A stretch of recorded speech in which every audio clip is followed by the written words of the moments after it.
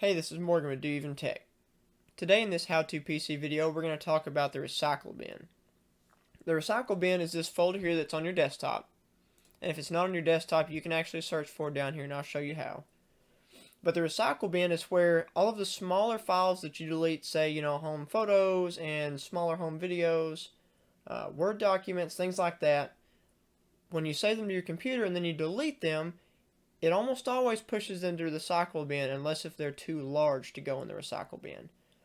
So that can add up over time and really take up a lot of space on your PC. So I'm going to show you, first off, you can click down here in your start menu and you can type in recycle and you can just click on it here, and it's the same thing as clicking on this. Well, I'm going to double click on this icon here, and you can see from previous videos that I've recorded, I have some things that I removed, and it shows, the size that they take up, and none of these are taking up much space, but this, again, is just for demonstrational purposes. So you first off want to make sure that you don't want anything that's in here, because if you do, once you empty the recycle bin, it pretty much is gone, and you'd take a special software to recover files that have been deleted from the recycle bin. So make sure that you don't want any of this stuff.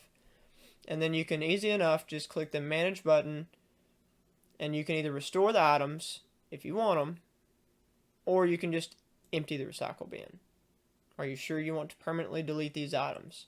Yes. Now you just emptied your recycle bin. So that helps free up a little bit of space on your computer. This is Morgan with DoYouEvenTech, and we'll see you again in the next video.